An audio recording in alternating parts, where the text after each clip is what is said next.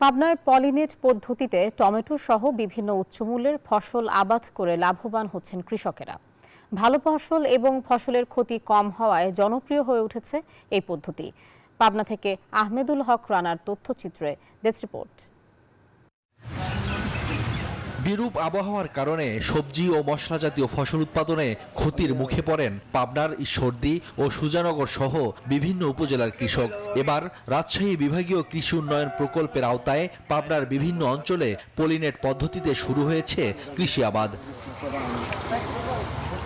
মালঞ্চি ইউনিয়নের বিল ভাদুরিয়ার কৃষি উদ্যোক্তা রাকিব হোসেন পলিনেট পদ্ধতিতে টমেটো সহ নানা শাকসবজি এবং মশলা জাতীয় ফসল আবাদ করে সফলতা পেয়েছেন। রাকিব জানান, এই পদ্ধতিতে বেশি সময় পর্যন্ত গাছে টমেটো ধরে, পাশাপাশি প্রাকৃতিক দুর্যোগে ফসল নষ্ট না হওয়ায় উচ্চ মূল্যের ফসলও আবাদ করা যায়।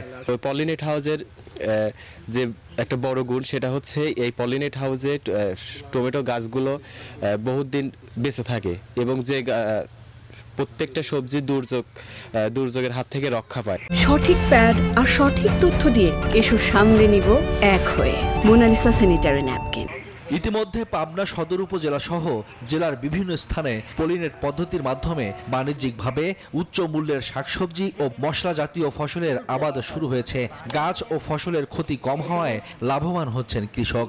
আমরা পরিদর্শন করে থাকি, বিভিন্ন রোগবালাই পোকামাকড় নিয়ে আমরা এখানে তাকে পরামর্শ দিয়ে থাকি। পলিনেট পদ্ধতিতে কৃষিতে সম্ভাবনা দেখছে কৃষি বিভাগও। কৃষক অনেক সময় ক্ষতিগ্রস্ত হয়, তো এই বিষয়টিকে মাথায় রেখে এই প্রকল্পের মাধ্যমে কৃষককে এই পলিনেট হাউস দেওয়া হয়েছে।